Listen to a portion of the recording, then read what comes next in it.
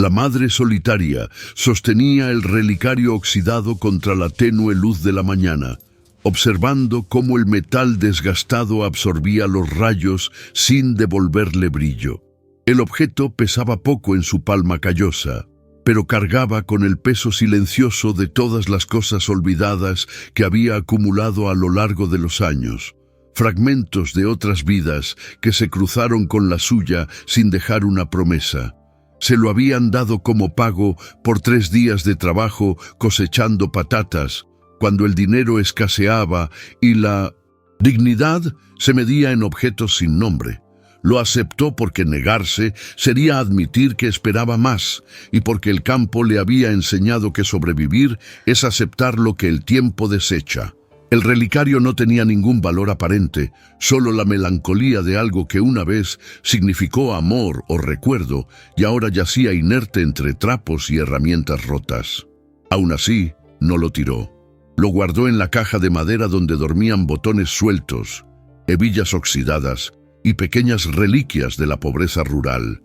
Emma, ¿estás leyendo esto ahora, desde un lugar donde las historias aún importan? Suscríbete para que nada se olvide y deja un comentario diciéndome desde dónde lo ves, para que sepa que no soy el único que escucha. El acto de conservar no fue esperanza, sino la terquedad silenciosa de alguien que ha visto demasiado desechado y se niega a repetirlo, incluso cuando la razón lo dicta. La casa donde vivía se alzaba al borde de un camino de tierra, donde el invierno se convertía en barro y el verano se endurecía en cicatrices. Era una construcción baja, de paredes gruesas y ventanas estrechas, con el techo de tejas irregulares que cantaba bajo la lluvia y gemía con el viento. El interior olía a madera quemada, jabón de ceniza y la persistente humedad que subía del suelo de tierra batida en las frías mañanas. Había pocos muebles. Una mesa de madera clara con sartenes quemadas, 2 sillas desparejadas, un armario donde guardaba la harina, la sal y las sobras de lo que compraba en el mercado cuando tenía dinero. La cama estaba en la esquina opuesta, cubierta por mantas remendadas que habían pertenecido a otras estaciones, otros inviernos, otras soledades. Su hija dormía a su lado, respirando ligera y segura, ajena al peso que su madre llevaba sobre sus hombros desde que su padre se fue sin dar explicaciones 3 años antes. La niña tenía 6 años y unos ojos demasiado grandes para su rostro delgado, ojos que aún creían que el mundo podía ser justo si se portaba bien. La madre sabía que este tipo de creencia no sobrevive en el campo, pero dejó que la ilusión perdurara lo más que pudo, porque proteger a sus hijos era la única victoria que le quedaba. El relicario permaneció en la caja, olvidado entre los objetos sin futuro, esperando el momento en que la necesidad superara la inercia. Los días seguían su implacable rutina: despertar antes del amanecer, encender el fuego, hervir agua para el café aguado que colaba con raíz de achicoria, preparar a la niña para el viaje a la escuela improvisada en la casa del maestro jubilado.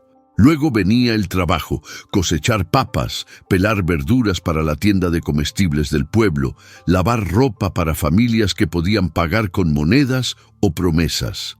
Su cuerpo conocía cada movimiento necesario para sobrevivir, pero su mente divagaba mientras sus manos trabajaban, recordando cuando aún había planes para el futuro, cuando el hombre que amaba habló de comprar su propia tierra y sembrar más allá de la subsistencia.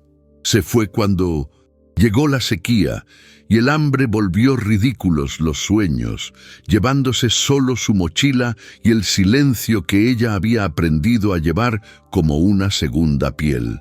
Nadie en el pueblo preguntó por él después del 3er mes, porque el campo estaba lleno de ausencias que no merecían explicación. Ella continuó porque detenerse significaba admitir que la vida podía terminar antes que la muerte, y porque había un niño que necesitaba creer que existía el mañana. El relicario permaneció olvidado, pero algo en él, quizás el cierre atascado, quizás el peso desproporcionado, empezó a rondar su memoria durante las noches de insomnio, cuando las cuentas no cuadraban y la desesperación silenciosa tomaba la forma de un objeto. Ante el relicario, ante el silencio que se instaló como residente permanente en la casa de gruesos muros, había una versión de ella que aún sonreía al despertar. Eso fue hace 4 años, cuando el asentamiento celebraba la cosecha de otoño y las familias se reunían en la polvorienta y plaza para intercambiar productos, historias y la ilusión de comunidad.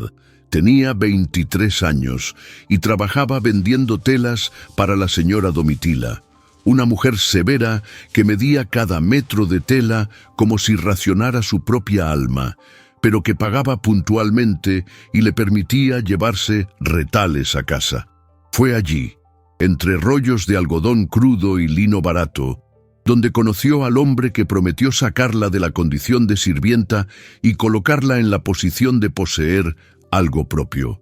Era un trabajador, temporal, fuerte en sus brazos e impreciso en sus planes, pero tenía el don de hablar del futuro como si ya lo hubiera visitado y hubiera regresado con instrucciones precisas.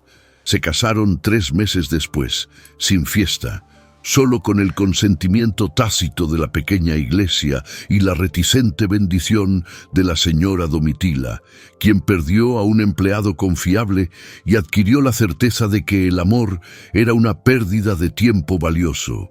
La casa que alquilaron era exactamente donde ella aún vivía.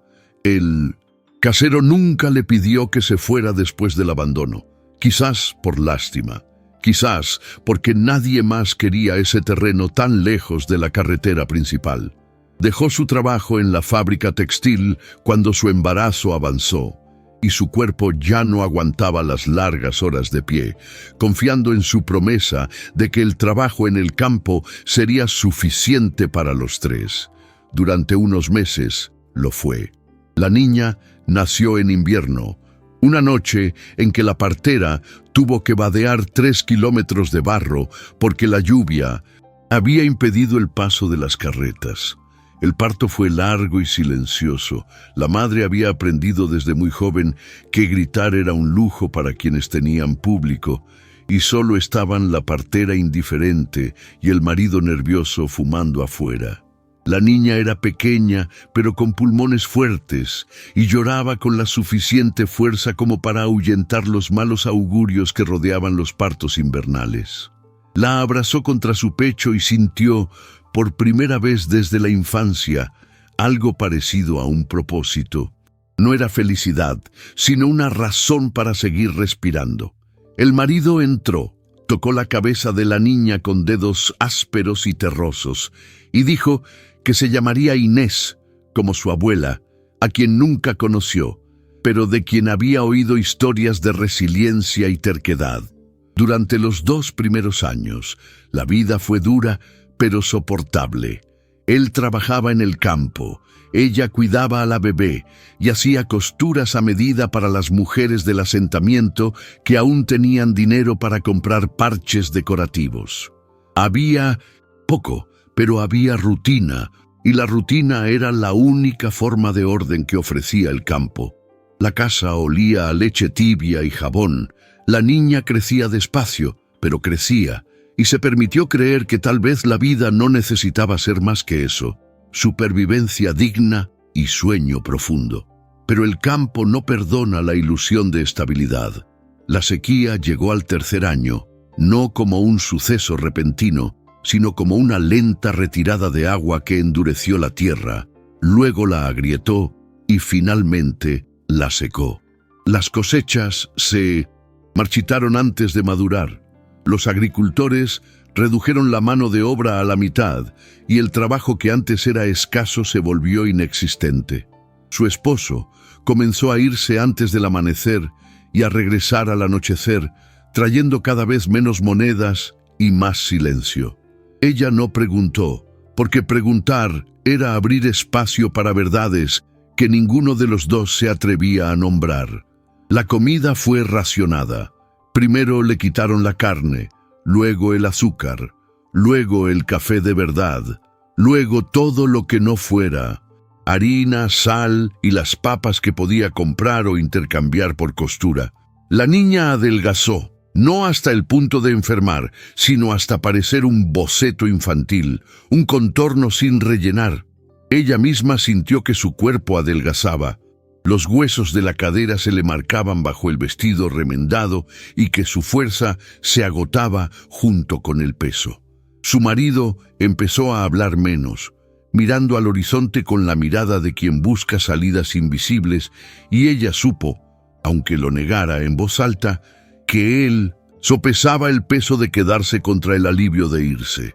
Una noche, él comentó que había oído hablar de trabajo en otra región, más al sur, donde la sequía no había azotado tanto. Ella asintió, porque no tener caso y porque una parte de ella ya había empezado a despedirse. Partió una mañana de agosto cargando su mochila de lona, un fardo de pan duro y la promesa de enviar dinero en cuanto se instalara. Besó la frente de su hija, tocó el hombro de su esposa sin mirarla a los ojos y siguió el camino de tierra hasta desaparecer tras la curva donde la vegetación se tragaba los cuerpos. Ella se quedó en la puerta, sosteniendo a la niña en su regazo, sintiendo el cálido peso de la niña contra su pecho y el frío peso de la certeza de que no volvería. No porque fuera un hombre cruel, sino porque la supervivencia a veces exige un corte limpio, la amputación rápida de la parte que duele demasiado. Durante los primeros meses, ella aún tenía esperanza. Revisaba el camino al anochecer, preguntaba al cartero si había correo, mantenía la fantasía de que la ausencia era temporal. Luego dejó de preguntar, dejó de revisar y aceptó el abandono como se acepta la lluvia. Inevitable, injusta, pero parte de la condición de estar vivo en ese lugar. Los aldeanos no hicieron comentarios abiertos, pero ella sintió miradas mezcladas de lástima y juicio al cruzar la plaza. Lástima porque la habían abandonado, juicio porque debió haber hecho algo para merecerlo. Las mujeres casadas la trataban con la distancia reservada para las amenazas potenciales y las solteras con la familiaridad de quienes reconocen su propia fragilidad reflejada.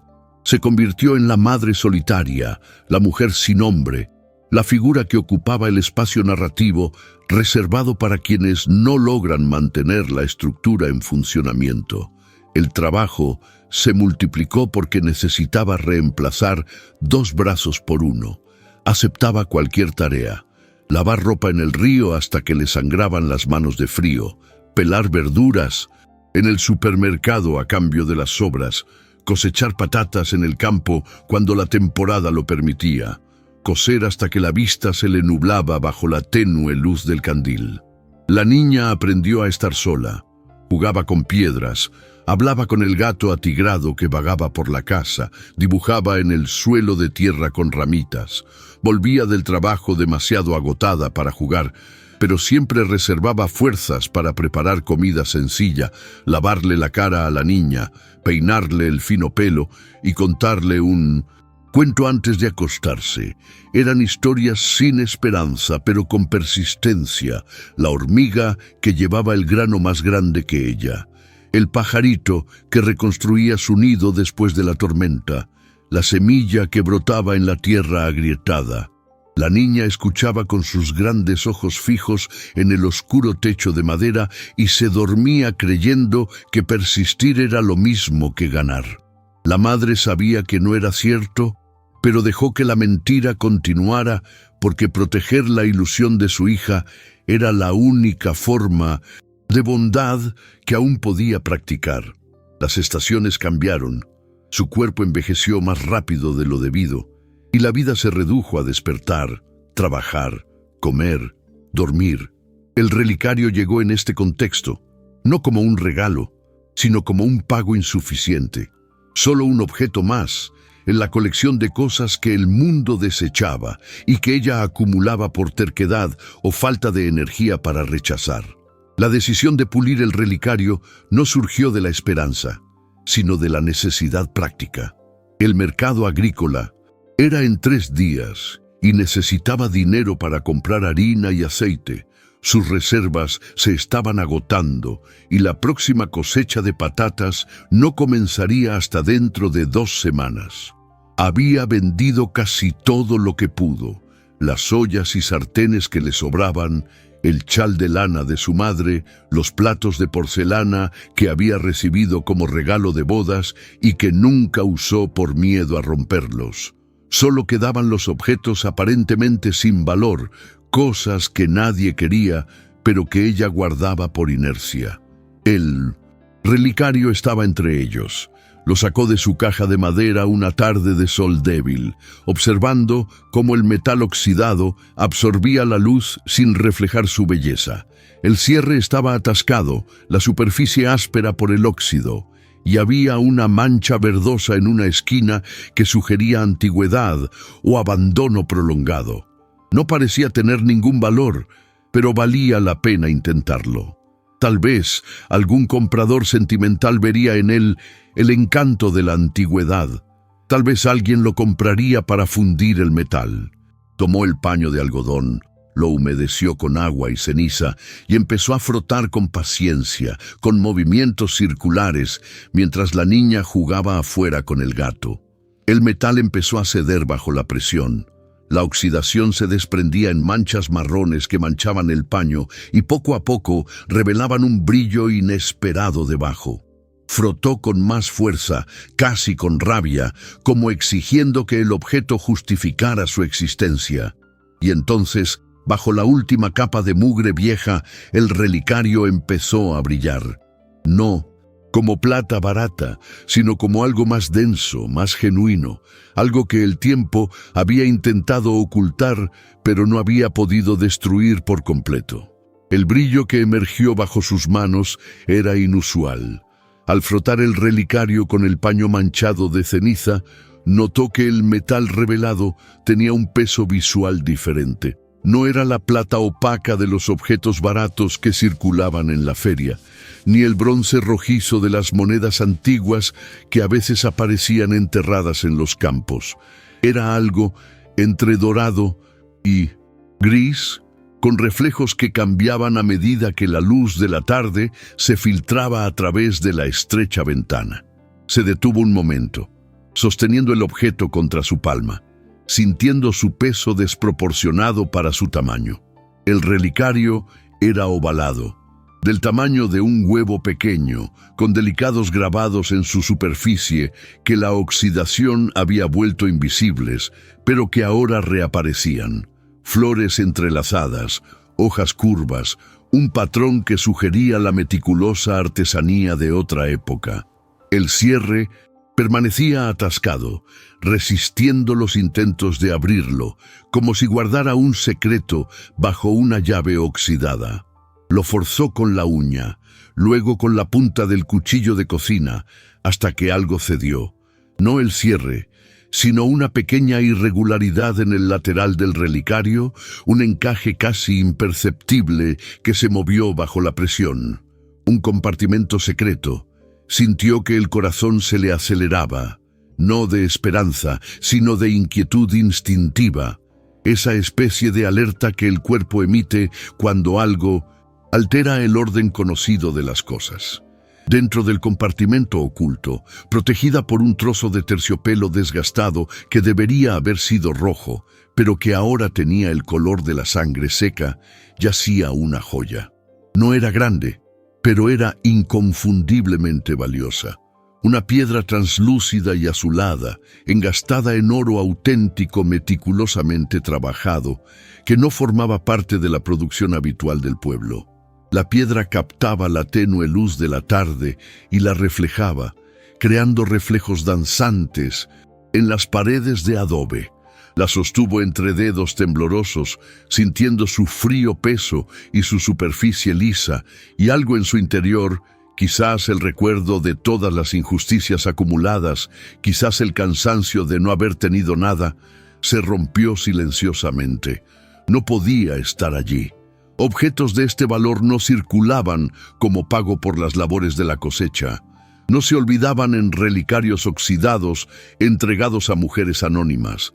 La joya pertenecía a otra clase de existencia, la que observaba desde lejos, cuando las familias adineradas pasaban por el pueblo en carruajes cubiertos, donde las mujeres lucían collares que brillaban incluso bajo el débil sol invernal. Echó un vistazo a la puerta, comprobando si su hija seguía jugando afuera, y rápidamente escondió la joya entre los dedos, como si alguien pudiera verla a través de las paredes. Su corazón latía con fuerza, no de alegría, sino de miedo. Miedo de haber encontrado algo que no le pertenecía, miedo de que este descubrimiento le trajera consecuencias que no sabría cómo afrontar. Su primera reacción no fue de felicidad, sino de pánico contenido. Guardó la joya en su compartimento secreto, cerró el relicario con manos temblorosas y lo escondió bajo el colchón, como si el objeto ardiera. Pasó el resto de la tarde intentando comportarse con normalidad, preparando su sencilla comida de siempre, llamando a su hija al atardecer, lavando los platos con movimientos mecánicos mientras su mente daba vueltas. No podía vender la joya en el mercado. Cualquier comerciante reconocería su valor y le haría preguntas que ella no sabría responder. ¿De dónde venía? ¿Cómo podía una mujer como ella poseer algo así? Las sospechas surgirían rápidamente. La había robado. La había encontrado en un lugar prohibido. Estaba involucrada en algo ilegal. En el campo, la pobreza resultaba sospechosa al encontrarse con la riqueza. No había una explicación plausible para el repentino aumento, solo desconfianza y acusaciones. Podría intentar venderla en Minnetonka, otra ciudad más lejos donde nadie la conociera, pero eso requería viajar, dinero que no tenía, y dejar a su hija sola o llevársela en un viaje arriesgado. Podía esconderla y fingir que nunca la encontraba, pero la necesidad seguiría llamando a la puerta. La harina se acabaría, el aceite se acabaría y volvería al punto de necesitar vender algo. La joya era a la vez salvación y maldición. Solucionaba todos los problemas materiales inmediatos, pero creaba otros que no podía nombrar. Durmió mal esa noche, despertándose varias veces para comprobar si el relicario seguía bajo el colchón, si nadie había entrado, si su hija no se había despertado y descubierto el secreto que ahora la pesaba como una segunda persona en la casa. A la mañana siguiente, decidió hacer lo que siempre hacía cuando la agitación interior se volvía insoportable: trabajar hasta el olvido. Dejó a su hija con la vecina mayor, que a veces la cuidaba a cambio de pequeños favores, y se dirigió a la propiedad de la señora Domitila, quien había mandado a pedir ayuda para lavar unas cortinas pesadas antes del invierno. La casa de la señora Domitila estaba en el centro del pueblo, una sólida construcción de piedra con tejado de tejas rojas y grandes ventanales que parecían escaparates de otro mundo. La recibieron en la puerta trasera, como siempre, y la condujeron a la tina de piedra donde ya estaban apiladas las cortinas, gruesas telas de terciopelo verde oscuro que desprendían un olor a humedad y a nublado. La señora Domitila apareció brevemente, una mujer alta de pelo blanco, recogido en un moño apretado, y le dio instrucciones secas sobre cómo lavar sin dañar la tela, cuánto jabón usar y cómo tenderlas para que se secaran. Luego desapareció dentro de la casa, dejándola sola con el duro trabajo y los pensamientos que intentaba ahogar en el agua fría de la tina. Frotó la tela con una fuerza innecesaria, como si también pudiera disipar la inquietud que el relicario había sembrado. Fue entonces cuando oyó voces provenientes de la ventana entreabierta de la sala. La señora Domitila hablaba con alguien, en voz baja pero cargada de emoción contenida, algo entre la indignación y un secreto compartido. No había tenido intención de escuchar. La ética del trabajo doméstico exigía una sordera selectiva, solo escuchar órdenes directas, ignorando el resto, como si las paredes fueran sólidas y las conversaciones inexistentes. Pero algo en la mención de un nombre la hizo detenerse: Valentina Solís. La señora Domitila hablaba de una mujer llamada Valentina Solís, y el tono era de vieja desaprobación, un resentimiento que el tiempo no había diluido. «Esa mujer siempre fue inoportuna», dijo la voz estridente de la señora Domitila. «Insistía en vivir sola, sin marido, sin respetar las convenciones. Decía que tenía derecho a heredar las tierras de su padre, como si una mujer soltera pudiera administrarlas. Era pura arrogancia». La otra voz, que reconoció como la de la señora Aparecida, la dueña de Enuncia, la tienda de comestibles, respondió con acuerdo moral. Y al final recibió su merecido. Desapareció sin dejar rastro, y la tierra fue a parar a alguien que sí sabía administrarla. Justicia natural, si me preguntas. La señora Domitila suspiró, un suspiro de satisfacción velada. Justicia demorada, pero justicia al fin y al cabo. Dicen que ese relicario suyo fue vendido o regalado a cualquiera. Un objeto de una mujer rebelde no merece cuidado. Que sirva de recordatorio a quienes piensen en desafiar la orden. El silencio que siguió se llenó con el sonido de tazas al ser colocadas en los platillos, y la conversación giró hacia asuntos triviales. Siguió frotando la cortina, pero ahora le temblaban las manos, no de frío, sino de un reconocimiento repentino y devastador. El relicario, Valentina Solís. Una mujer rebelde que desapareció, tierras heredadas que fueron usurpadas. Las piezas comenzaron a encajar con brutal claridad. El objeto que había recibido como pago no era casualidad, no había sido olvidado.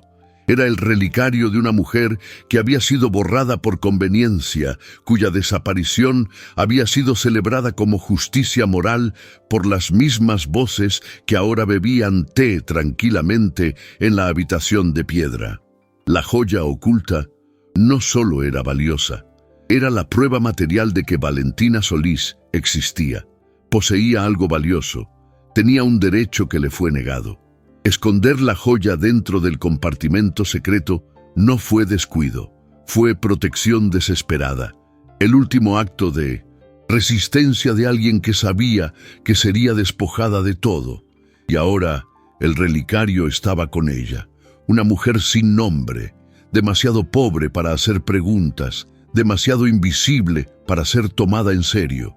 La injusticia no solo residía en el pasado borrado de Valentina, sino en el presente, en cómo ese objeto había sido desechado como pago inferior, a la espera de ser desechado o vendido sin que nadie descubriera jamás su verdadero contenido.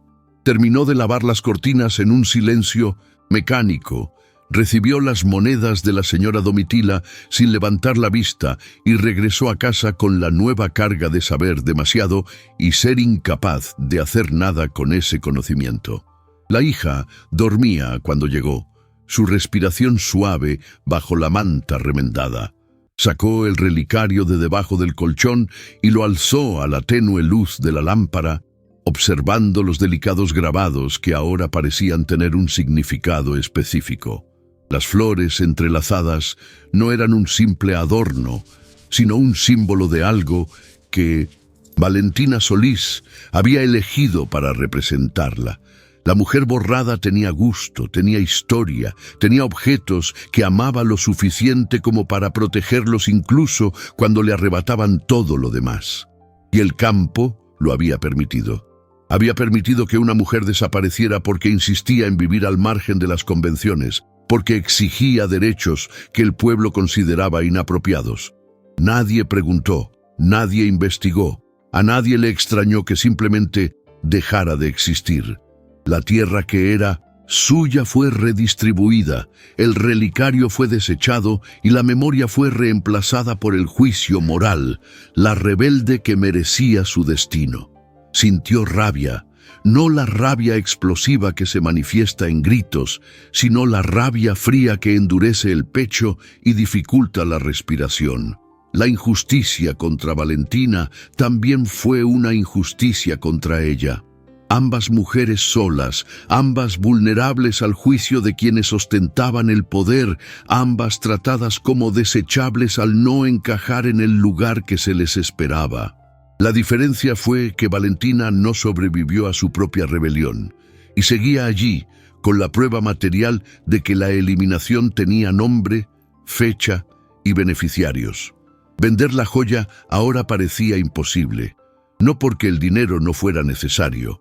Era urgente, una cuestión de supervivencia en las próximas semanas, sino porque venderla sería borrarla por completo.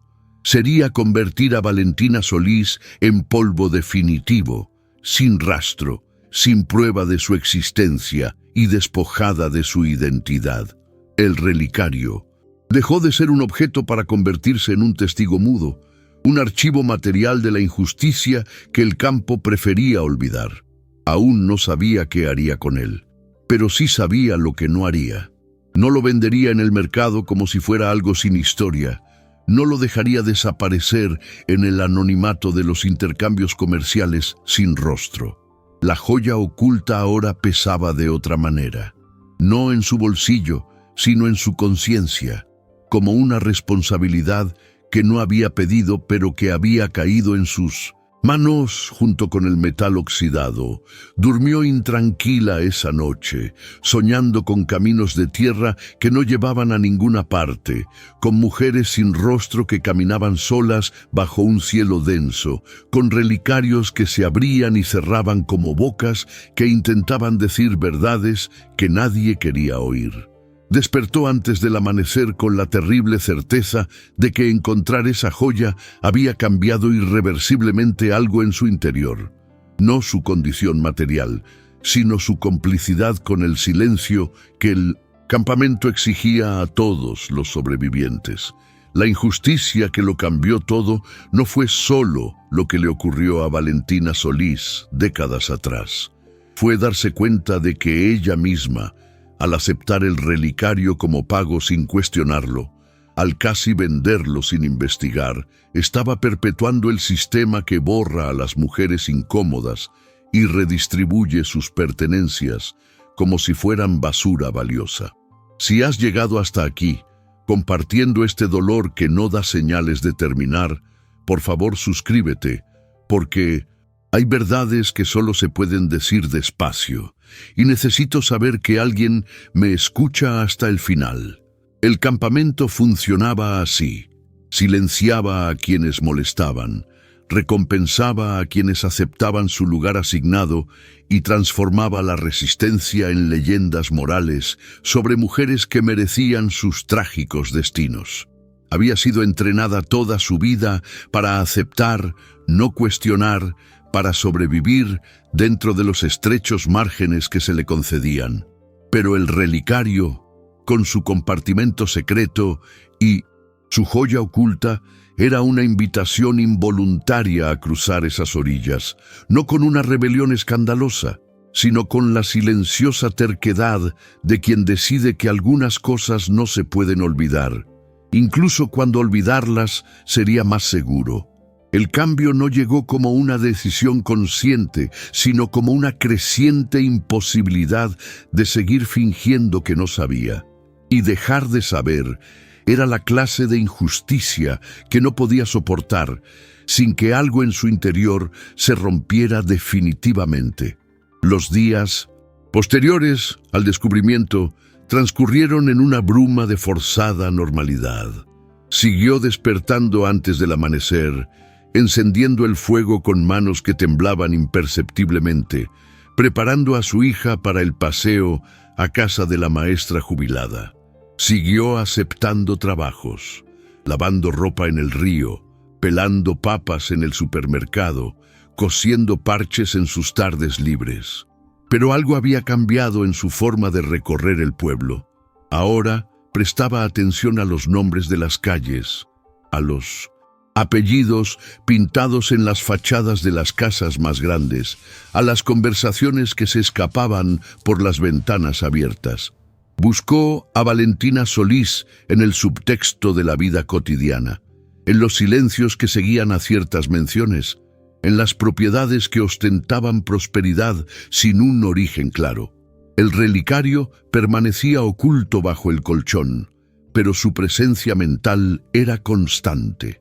Se despertaba pensando en él, dormía soñando con compartimentos secretos que se multiplicaban infinitamente. Su hija notó la distracción de su madre y le preguntó con voz débil si estaba enferma, si estaba triste, si algo andaba mal. Ella respondía que no, que solo estaba cansada, y la mentira le salía con demasiada facilidad, porque mentir para protegerse era algo natural. Pero en su interior algo fermentaba. La imposibilidad de seguir ignorándolo crecía como masa de pan al calor, expandiéndose hasta ocupar todo el espacio disponible en su conciencia. La decisión de investigar no surgió como un plan estructurado, sino como una serie de pequeñas transgresiones acumuladas. Primero, mientras buscaba a su hija, le preguntó casualmente a su vecina mayor, una mujer de 80 años que vivía sola desde que su esposo murió de fiebre, si conocía a alguien llamada Valentina Solís. La anciana frunció el ceño, miró a su alrededor como si buscara testigos y respondió en voz baja que era un nombre que no debía mencionarse. ¿Por qué?, insistió, intentando parecer meramente curiosa. La anciana dudó. Luego suspiró con la resignación de quien carga con demasiados secretos.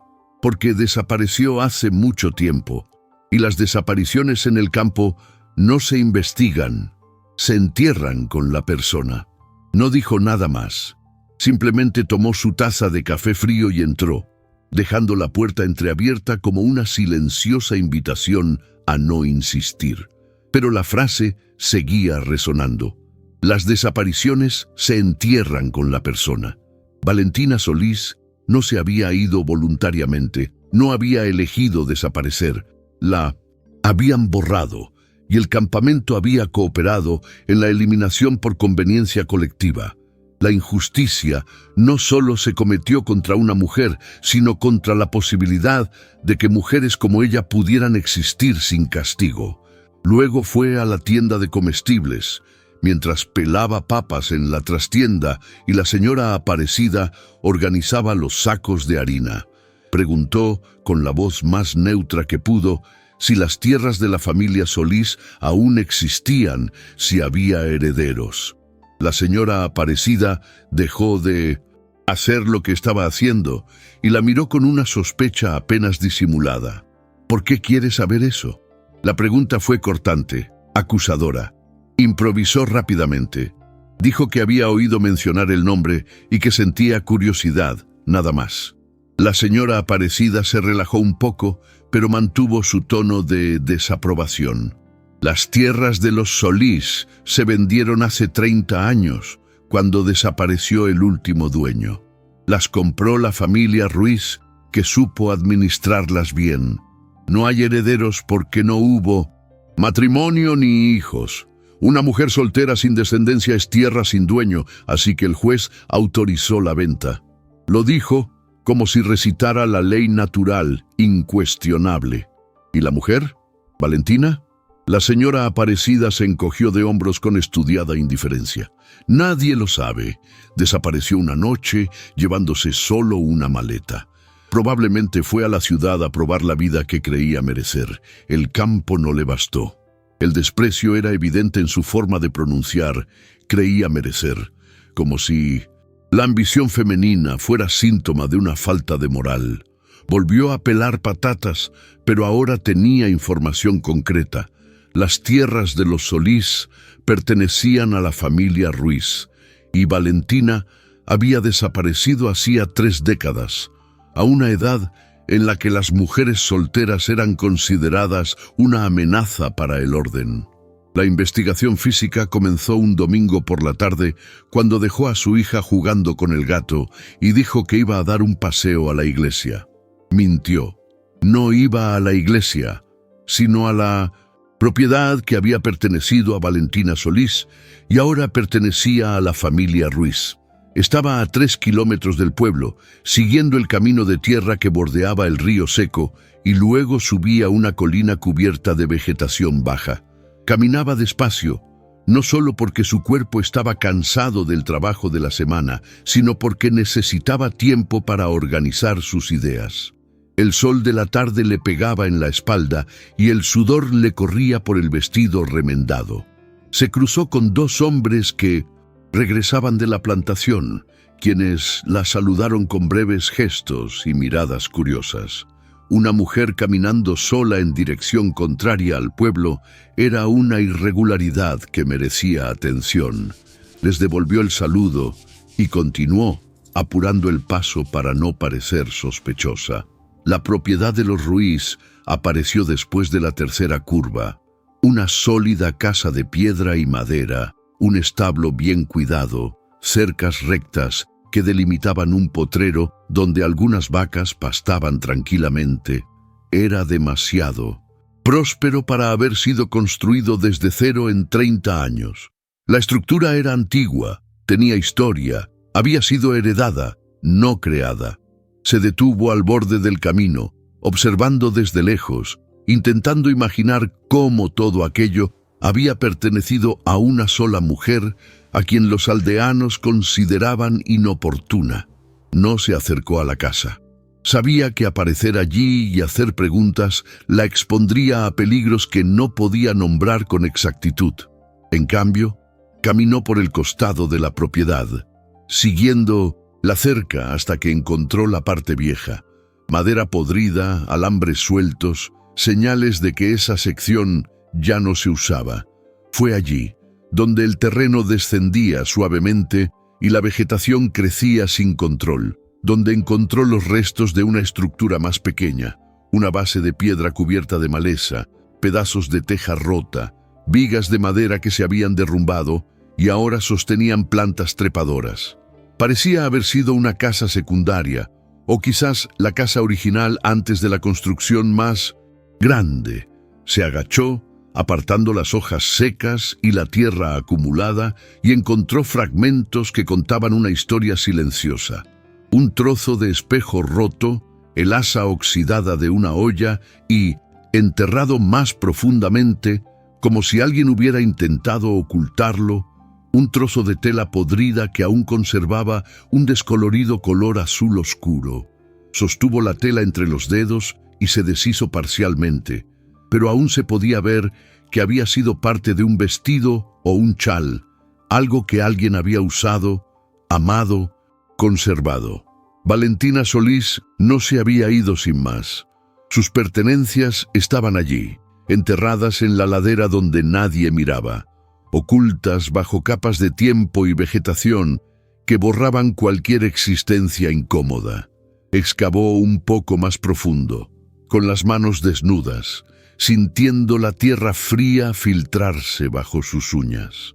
Encontró más fragmentos, un botón de hueso, un peine de madera con la mitad de los dientes rotos y, más profundo aún, envuelto en un trapo que debería haber sido blanco, un pequeño cuaderno con la cubierta de cuero tan dañada por la humedad que apenas se mantenía unido.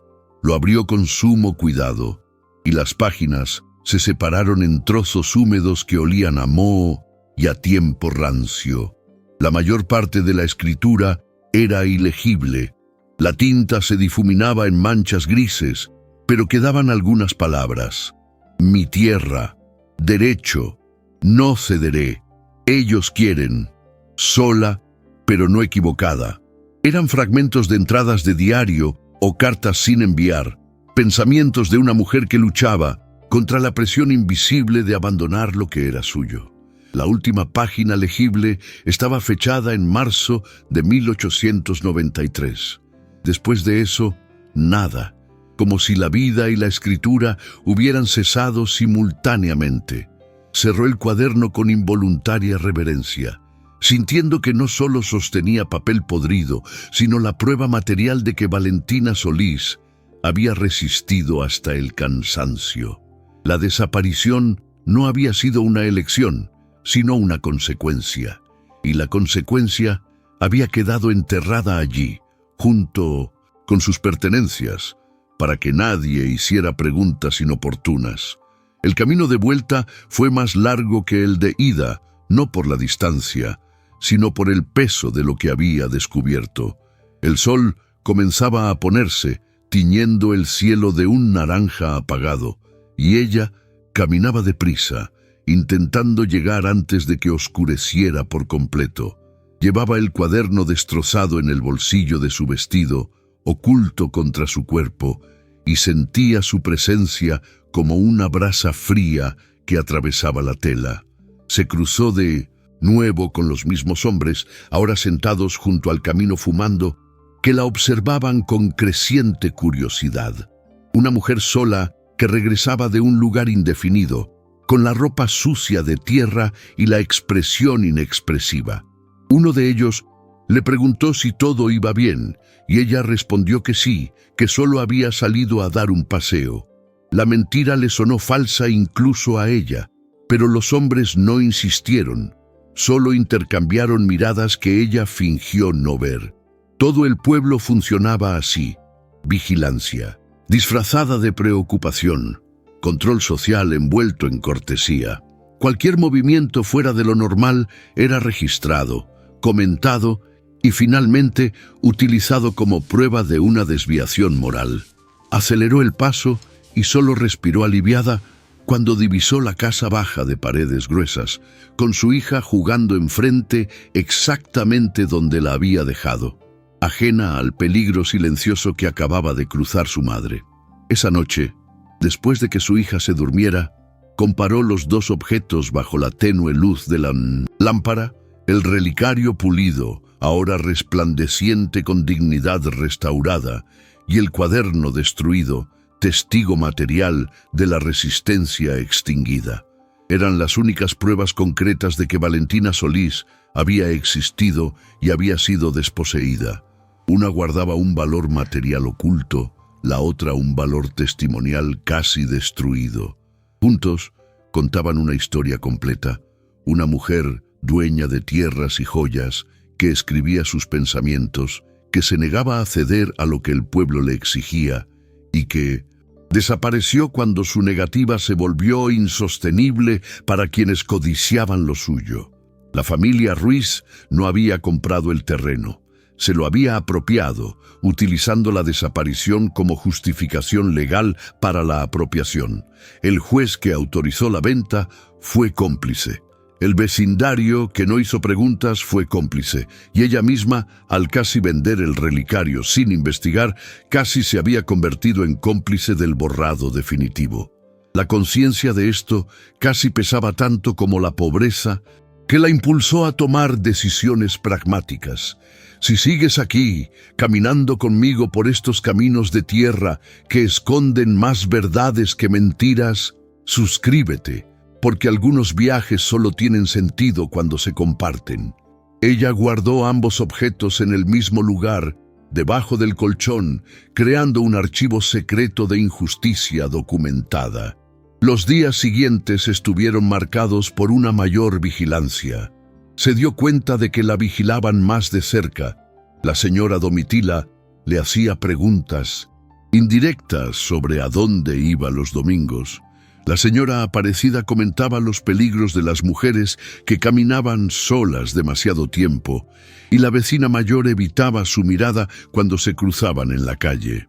El pueblo había notado la desviación de la norma y reaccionó con recelo colectivo.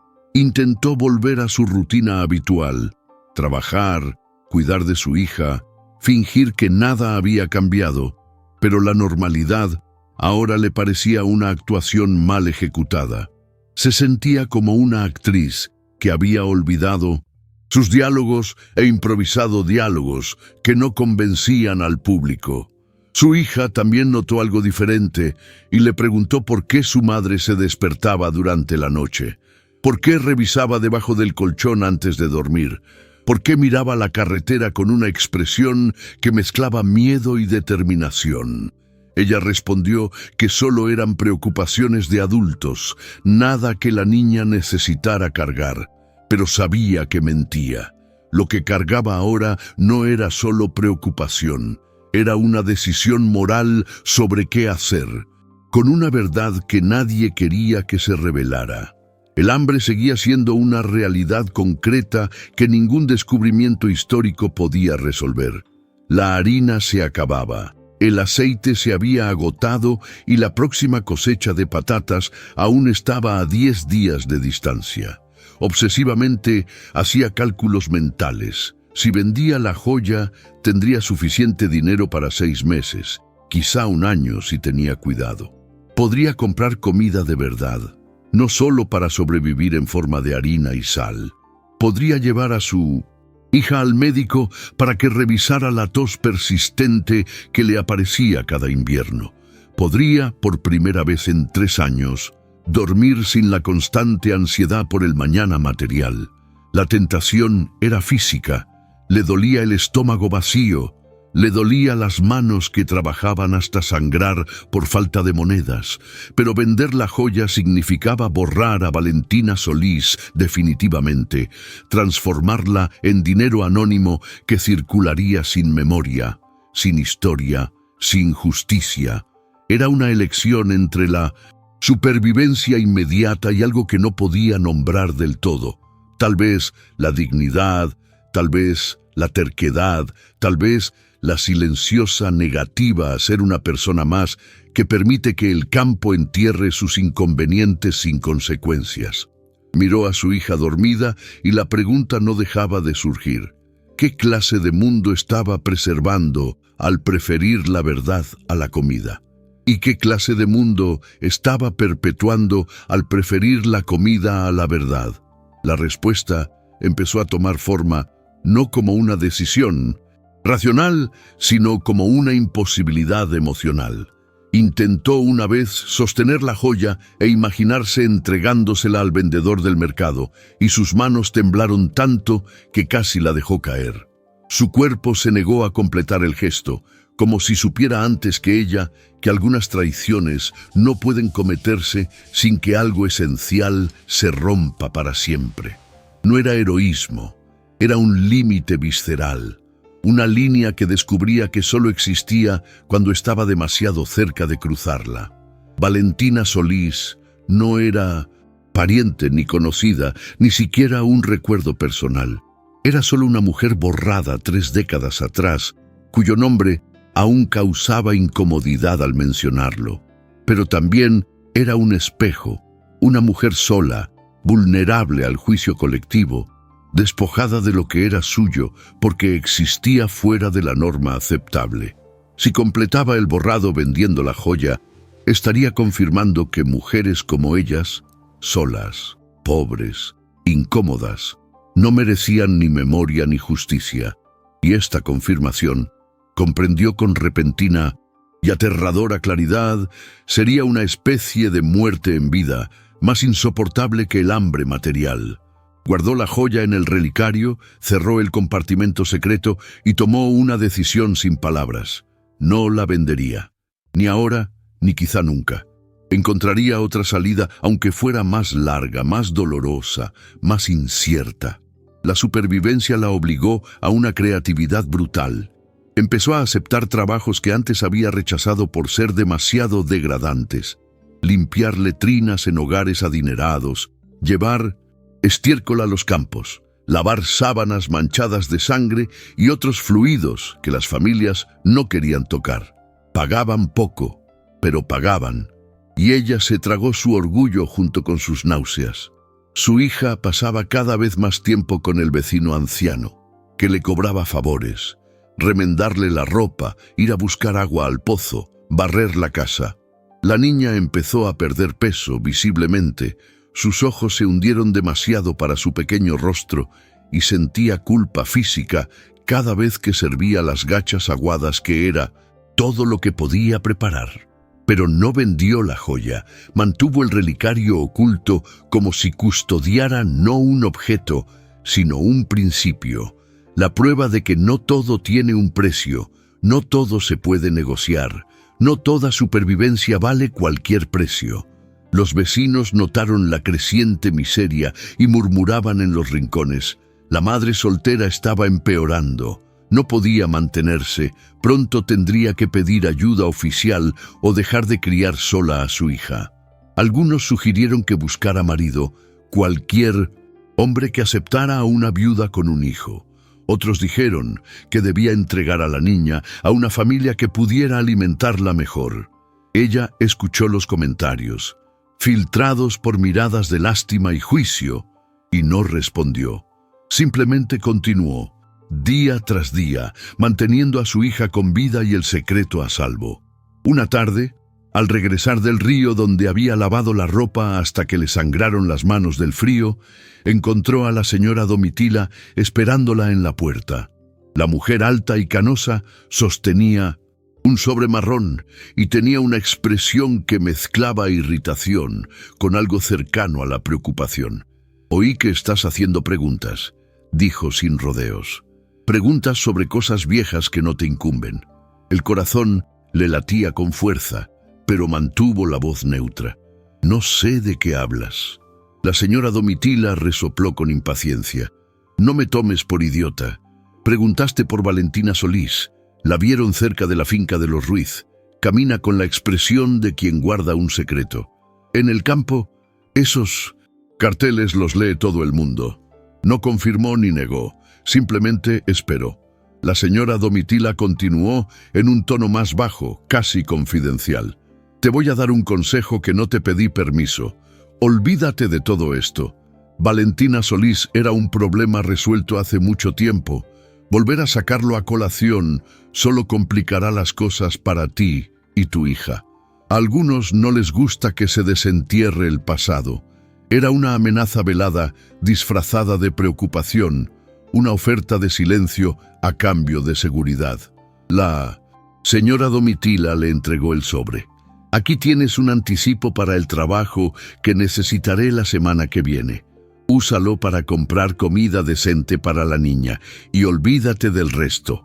Tomó el sobre, sintiendo el peso de las monedas dentro, y comprendió la transacción. Dinero a cambio de complicidad, supervivencia a cambio de silencio. La señora Domitila se fue sin esperar respuesta, dejándola sola con la dura disyuntiva entre el hambre y la verdad. Esa noche contó las monedas, suficientes para 2 semanas de comida básica, suficientes para borrar la mirada de hambre de su hija, para hacer sopa con carne de verdad, para comprar leche sin agua. También suficientes para comprar su silencio, para confirmar que había entendido el mensaje y había optado por lo seguro. Miró a su hija dormida, con la respiración demasiado ligera, el cuerpo demasiado pequeño, y sintió el desgarro interior de alguien obligado a elegir entre 2 tipos de traición. Traicionar a Valentina Solís significaba aceptar que mujeres como ellas no importan más allá de la conveniencia inmediata. Traicionar a su hija significaba mantenerla hambrienta por un principio abstracto de justicia histórica. No había una respuesta correcta, solo dolor en todas direcciones. Guardó las monedas y decidió usar el dinero, no porque estuviera de acuerdo con el silencio, sino porque su hija estaba viva y Valentina Solís estaba muerta. Y los vivos tenían prioridad sobre los muertos, incluso cuando los muertos merecían justicia. Pero no olvidaría, no vendería las joyas, no destruiría el cuaderno, no completaría el borrado. Encontraría otra manera, más lenta, más peligrosa, pero una que le permitiera alimentar a su hija y preservar la verdad simultáneamente. Si esa manera existía, aún no lo sabía, pero decidió buscarla. Los días siguientes trajeron una tregua material. Compró harina de mejor calidad, aceite, papas frescas e incluso un trocito de carne seca que hizo sonreír a su hija al verlo en la olla. Preparó una sopa espesa, sirvió porciones generosas y sintió alivio físico al ver a la niña comer con renovado apetito. El vecindario notó la repentina mejoría y los comentarios volvieron. La madre soltera había conseguido un mejor trabajo, o tal vez alguien la había ayudado, o tal vez había vendido algo de valor. No dio explicaciones, solo asintió vagamente cuando se le preguntó, manteniendo la ambigüedad que protegía el secreto. Pero por la noche, cuando su hija dormía, sacaba el relicario y el cuaderno, destruido de su escondite, y los sostenía como si fueran un rosario centenario, objetos de devoción a una causa que no tenía iglesia ni congregación. La joya brillaba bajo la luz de la lámpara y se imaginó a Valentina Solís luciéndola, tal vez en una ocasión especial, tal vez simplemente porque era suya y tenía derecho a usar lo que poseía. Imaginé a la mujer escribiendo en su cuaderno por la noche, registrando la creciente presión para ceder la tierra, la soledad de resistir sola, la certeza de tener razón incluso cuando todos decían que estaba equivocada. E imaginé el momento final, quizás violento, quizás silencioso, cuando Valentina se dio cuenta de que no ganaría y escondió la joya en el compartimento secreto como último acto de rechazo. No lo tendrán todo, debió pensar. Algo permanecerá oculto, aunque yo no esté aquí para protegerlo. Y ahora, 3 décadas después, lo oculto había sido encontrado por otra mujer sola que entendía exactamente por qué algunas cosas necesitan ser ocultadas para ser preservadas. La espiral descendente no había terminado, solo había cambiado de forma. Seguía siendo pobre, aún vulnerable, aún tambaleándose entre la supervivencia y el colapso. Pero ahora también cargaba con una responsabilidad que trascendía la vida misma. Era la guardiana extraoficial de una verdad que el campamento prefería mantener enterrada. Aún no sabía qué haría con esta verdad, cómo la revelaría, si sería posible revelarla sin destruirse en el proceso. Pero sabía que no la abandonaría. Valentina Solís había resistido sola y había sido borrada. No repetiría el patrón completo. Resistiría, pero no sola. Encontraría aliados, aunque fueran pocos, aunque en silencio. Contaría la historia, aunque lentamente, aunque nadie quisiera escucharla de inmediato. Y cuando su hija tuviera la edad suficiente para entender, le mostraría el relicario y el cuaderno y le explicaría por qué algunas herencias no se pueden vender, ni siquiera cuando el hambre aprieta. Esa sería su forma de justicia, no dramática, no inmediata, sino persistente como la maleza que crece entre las piedras. La caída continuó, pero ahora tenía un rumbo. No se trataba solo de sobrevivir, sino de sobrevivir siendo testigo. Y esto, descubrió con amarga y extraña sorpresa, le daba un nuevo significado a la carga de seguir viviendo. El camino de tierra que recorría a diario entre su casa y el pueblo empezó a verse diferente. Antes, era solo un sendero físico, un medio de transporte entre el trabajo y el descanso. Ahora también era un camino simbólico, una línea que conectaba un pasado borrado y un presente precario, a Valentina Solís y a ella misma, la injusticia histórica y la posibilidad futura de reparación. Cada vez que lo cruzaba, recordaba que otras mujeres lo habían recorrido antes que ella, cargando con sus propias cargas invisibles, resistiendo sus propias presiones silenciosas. El campo estaba lleno de estas historias enterradas, esperando a alguien lo suficientemente tenaz como para desenterrarlas. No sería una heroína, no tenía la fuerza ni la posición para eso, pero sería una testigo, y ser testigo, estaba aprendiendo, era una posición que exigía no una valentía espectacular, sino la persistencia diaria de alguien que se niega a olvidar cuando todos a su alrededor optan por la amnesia conveniente. El viaje de la supervivencia y el viaje de la justicia se habían fusionado en un solo camino de tierra, y ella lo recorrió con los pies descalzos y ensangrentados, pero caminó. No se detuvo. Ella no se rindió. Ella no lo olvidó. El cambio Llegó en forma de una carta inesperada, entregada por el cartero una tarde gris de jueves. El sobre era sencillo, de papel amarillento por el tiempo, dirigido a la madre de Inés. Ni siquiera su nombre de pila, solo la función que la definía a ojos de los aldeanos. Lo abrió con dedos vacilantes, esperando una reprimenda o una notificación oficial de algo que había hecho mal sin saberlo. Pero el contenido era diferente. Una carta manuscrita con la letra temblorosa de un hombre mayor, firmada por un tal Mauricio Landero, un nombre que no reconoció. El texto era directo. He oído que te interesa la historia de Valentina Solís. Tengo información que podría interesarte. Si quieres saber más, ven a la vieja casa al borde del Robledal, la que quedó vacía tras la marcha de la familia Ortega. Estaré allí los domingos por la mañana. No traigas a nadie. La carta no explicaba cómo sabía de su interés, ni por qué había decidido contactarla específicamente, pero le ofrecía algo que no había tenido hasta entonces: un aliado potencial, una fuente que podría llenar los vacíos que el cuaderno destruido y el relicario no podían llenar por sí solos. Guardó la carta dentro de la caja de madera donde guardaba sus objetos importantes, junto con el relicario y los fragmentos del cuaderno, creando un archivo creciente de una investigación que había comenzado por accidente y que ahora tenía su propia estructura. El domingo siguiente amaneció con una densa niebla que transformó el pueblo en una vaga silueta de sí mismo. Dejó a su hija con la vecina mayor, diciéndole únicamente que necesitaba atender un asunto personal y que regresaría antes del mediodía. La vecina la miró con recelo, pero no preguntó. El pago en forma de trabajo futuro le daba cierta discreción. Siguió el camino de tierra en dirección contraria al centro del pueblo, adentrándose en el estrecho sendero que conducía al Robledal.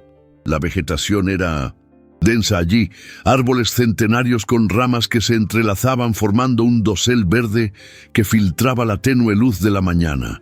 El aire olía a musgo y a lenta descomposición, y el silencio solo lo rompía el sonido de sus propios pasos sobre hojas secas.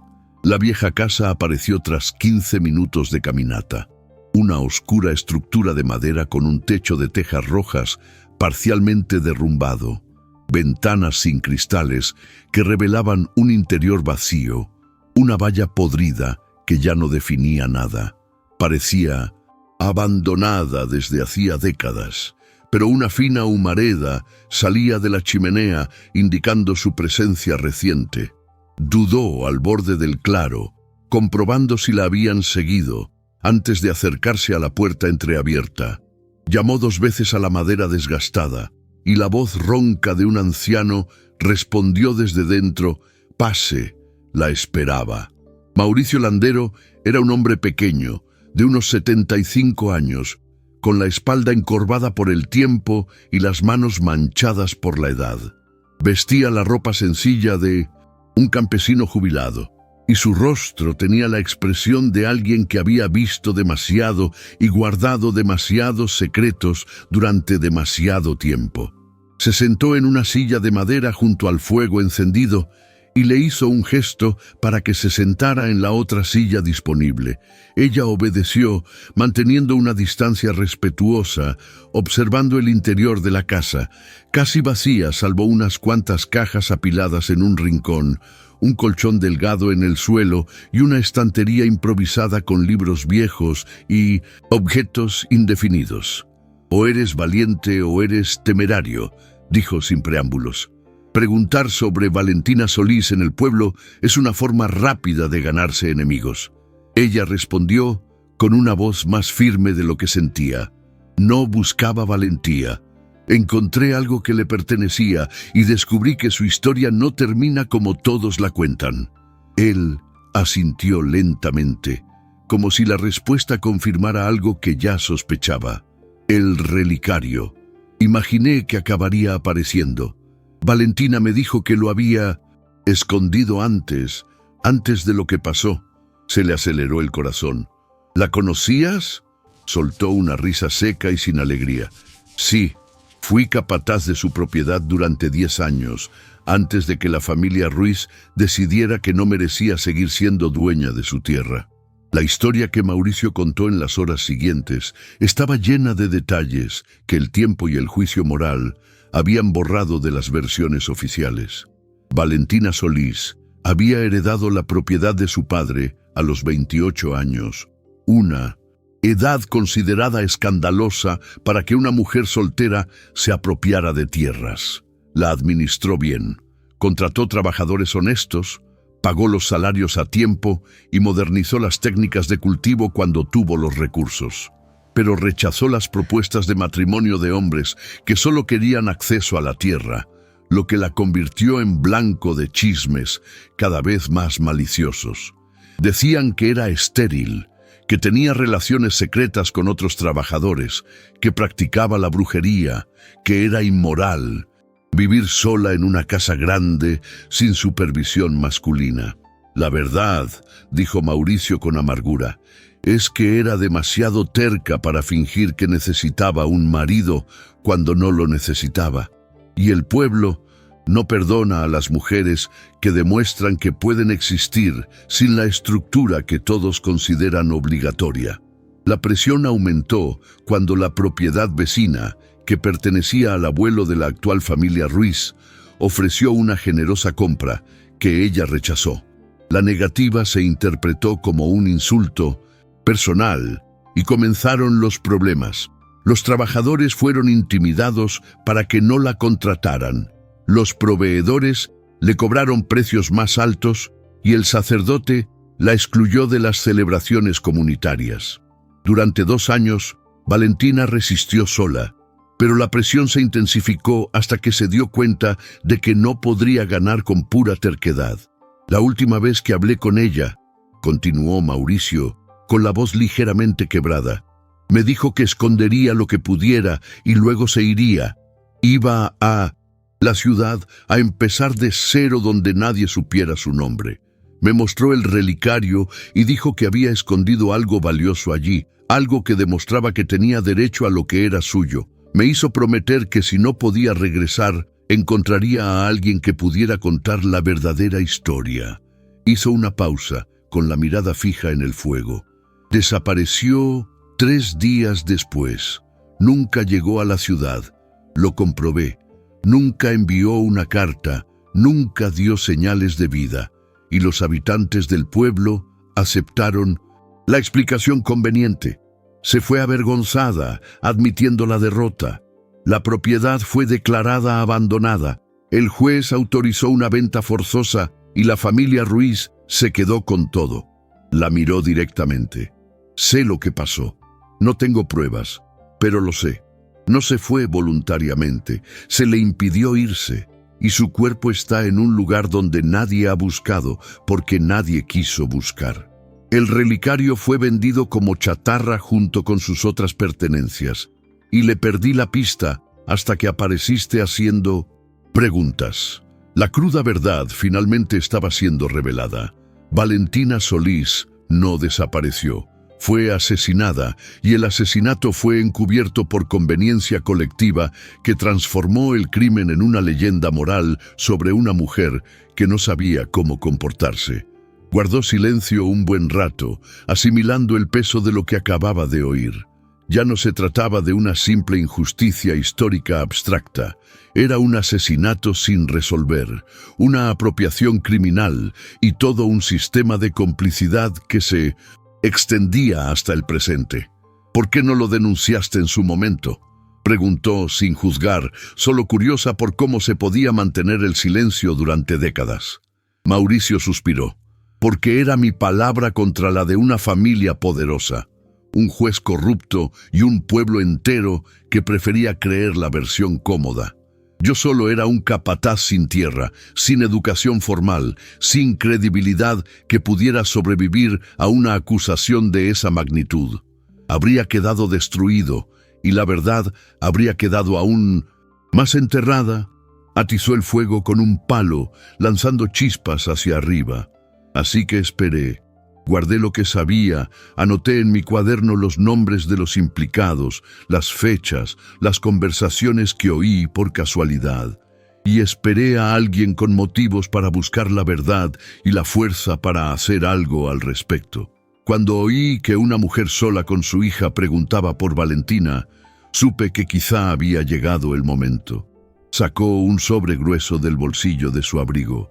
Está todo aquí, nombres y fechas, testimonios que he recopilado a lo largo de los años de personas que estaban muriendo y finalmente tuvieron el valor de hablar. Ahora es tuyo.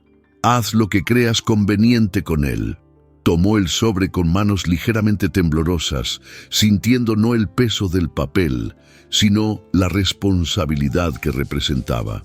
Dentro había páginas manuscritas, cuidadosamente escritas, con los nombres de las personas involucradas en la presión contra Valentina, las fechas de las reuniones donde se planeó la apropiación, los testimonios de trabajadores que vieron cosas extrañas la noche de la desaparición, pero temieron hablar.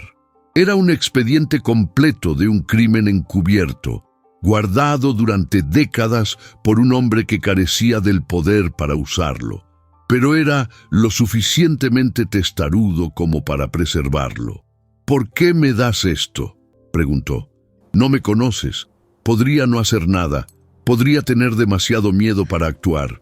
Mauricio sonrió, con expresión cansada pero decidida. Ya actuaste. Guardaste el relicario cuando podías haberlo vendido. Buscaste la verdad cuando podías haberla ignorado. Viniste aquí solo cuando podías haber permanecido a salvo en la ignorancia. Eres exactamente a quien Valentina habría elegido para heredar su historia. Se levantó con dificultad, indicando que la conversación estaba terminando. Ahora vete, no vuelvas aquí. Fue demasiado arriesgado que nos viéramos una vez. Si sigues aquí, presenciando cada palabra de esta reunión secreta, apúntate, porque lo que viene a continuación es una decisión que no se puede tomar sola. Y necesito saber que alguien está siguiendo cada paso de esta revelación. Pero recuerda que tienes un aliado, aunque sea un aliado silencioso que solo puede ayudar desde lejos. Guardó el sobre dentro de su vestido, asintió en agradecimiento y salió de la vieja casa sin mirar atrás. El soplo de aire fresco que le proporcionó ese encuentro no fue un alivio total, fue simplemente la confirmación de que el viaje tenía sentido y de que no caminaba completamente sola por este peligroso camino entre la verdad y la supervivencia. La noche en que finalmente abrió el sobre de Mauricio estuvo marcada por una tormenta que azotaba el techo con furia rítmica. Su hija dormía profundamente bajo la manta remendada, ajena al viento que silbaba por las rendijas de la ventana y a la lluvia que convertía el camino de tierra en un río de lodo. Encendió la lámpara con cuidado, ajustó la llama hasta obtener suficiente luz, sin desperdiciar aceite, y extendió las páginas manuscritas sobre la mesa de madera marcada. Eran 17 páginas en total, escritas por ambas caras con la letra pequeña y metódica de quien tomaba testimonio para la posteridad.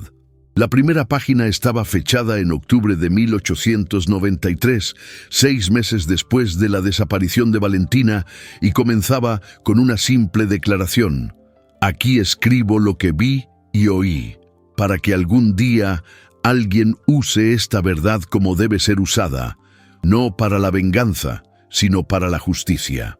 Luz. Resto del documento era un inventario detallado de un crimen encubierto. Los nombres de los hombres que se reunieron en secreto para planear la toma de posesión de la propiedad, descripciones de las amenazas proferidas contra Valentina en los meses previos a su desaparición y, lo más devastador, el testimonio de un trabajador que vio a 3 hombres cavando en el límite de la propiedad de Solís en la madrugada siguiente a su desaparición.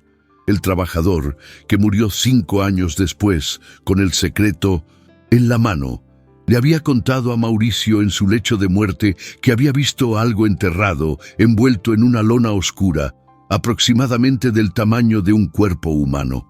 Pero tenía una familia que proteger y guardó silencio por temor a represalias. Los nombres que figuraban en el expediente eran en parte predecibles y en parte impactantes. Estaban el abuelo de Ricardo Ruiz, el actual dueño de la antigua propiedad de Valentina, el juez que autorizó la venta forzosa, el jefe de policía que no investigó la desaparición y, aquí sintió náuseas, el difunto esposo de la señora Domitila, quien había sido testigo legal de la transacción. No se trataba solo de la familia Ruiz, se trataba de una red de complicidad que involucraba a las estructuras oficiales del pueblo, transformando el asesinato en burocracia, el crimen en trámites legales y un cuerpo enterrado en una propiedad abandonada. La segunda mitad del expediente contenía copias manuscritas, hechas por Mauricio a lo largo de los años, de documentos oficiales que revelaban flagrantes inconsistencias. La venta de la propiedad se había autorizado solo 2 semanas después de la desaparición, tiempo insuficiente para una investigación seria.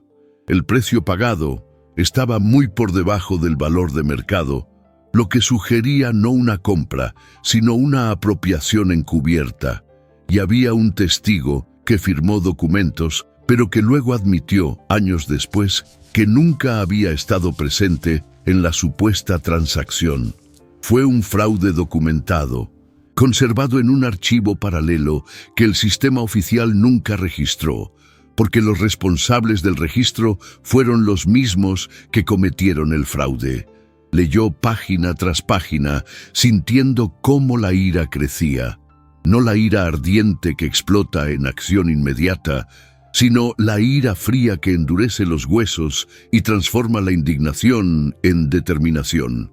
La revelación más devastadora estaba en la 13ª página, marcada con tinta más oscura, como si Mauricio hubiera dudado antes de escribir.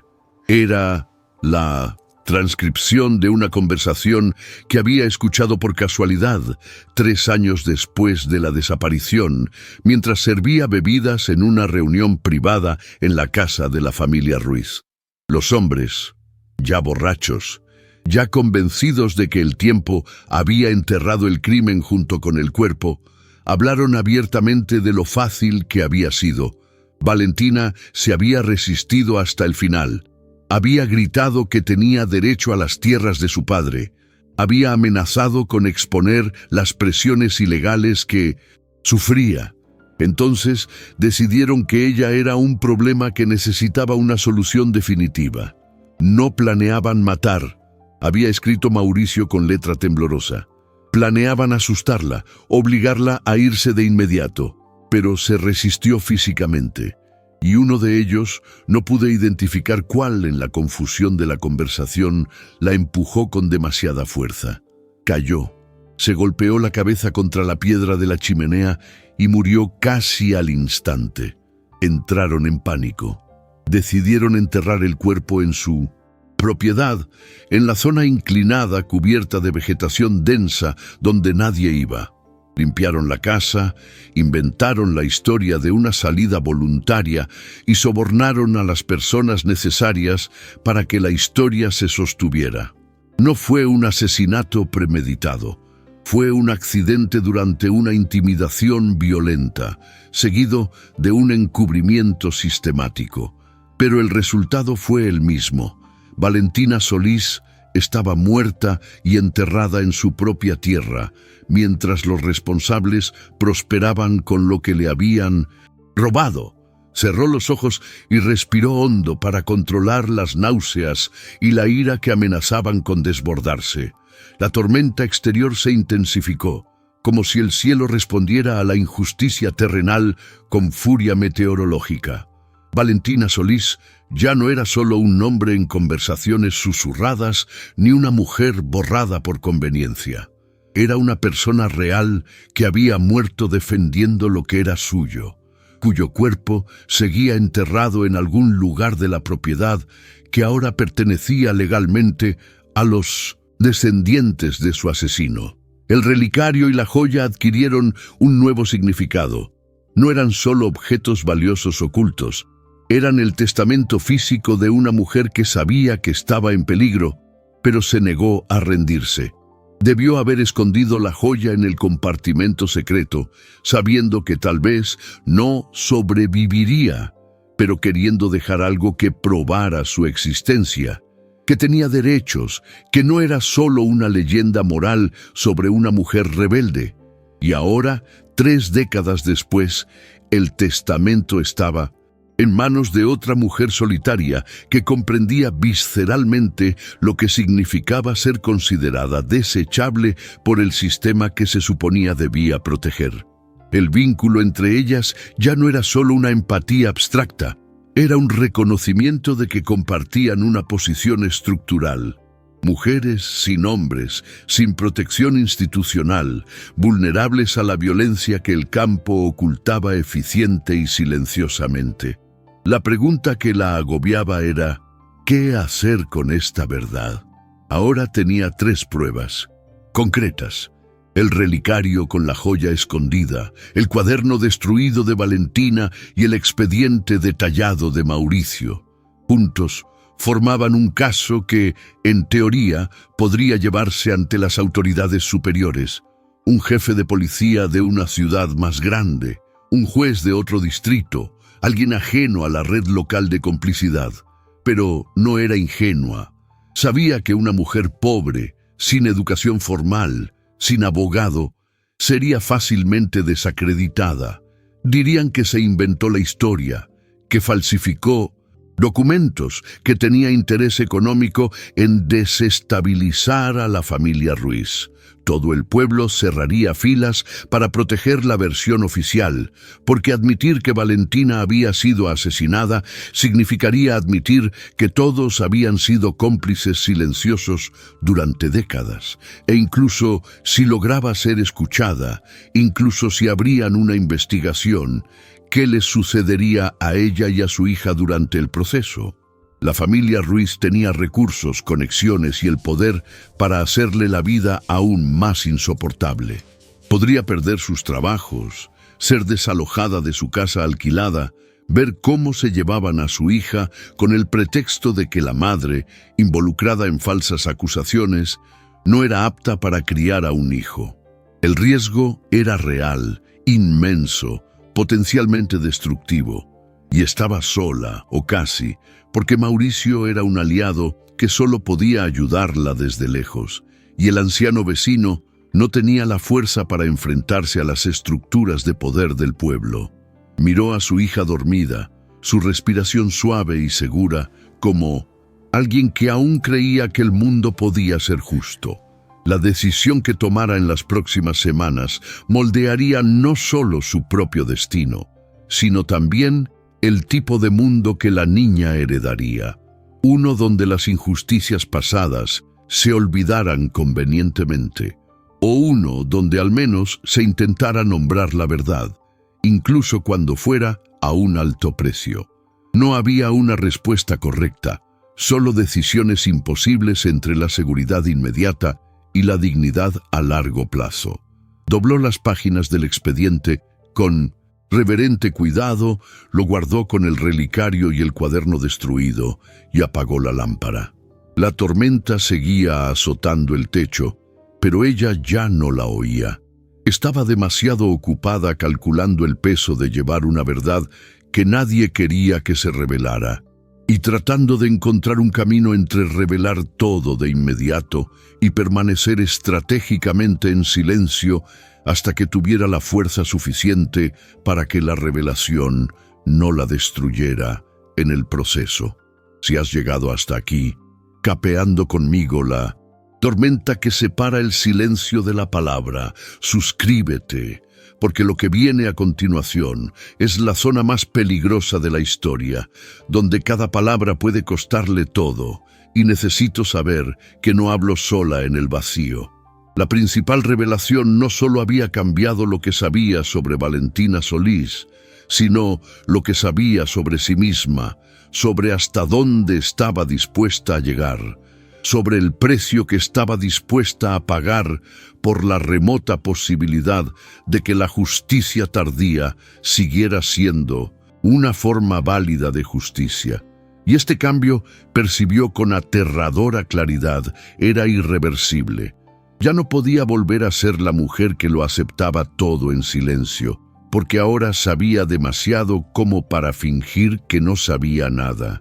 La decisión de no actuar de inmediato no fue cobardía, sino una estrategia surgida de la amarga comprensión de que la verdad, sin una estructura que la sustente, es simplemente una confesión vulnerable a la espera de ser destruida.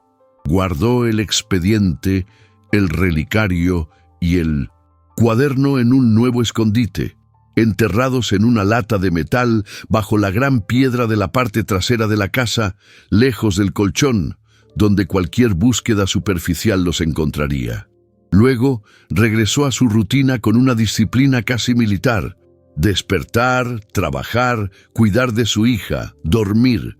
Pero ahora cada acción tenía un doble propósito: sobrevivir al presente mientras construía una base invisible para el futuro. Empezó a ahorrar no solo dinero, sino también información. Habló más con la gente del pueblo, no haciendo preguntas directas sobre Valentina, sino recopilando detalles sobre las familias poderosas, sus conexiones, sus debilidades. Descubrió que la señora Domitila tenía una vieja disputa con la familia Ruiz sobre los límites de la propiedad, que el actual jefe de policía era un forastero, no implicado en la historia original, que había llegado al pueblo solo 10 años antes, que había un joven abogado en el pueblo vecino, conocido por llevar casos difíciles y con cierta reputación de honestidad excepcional.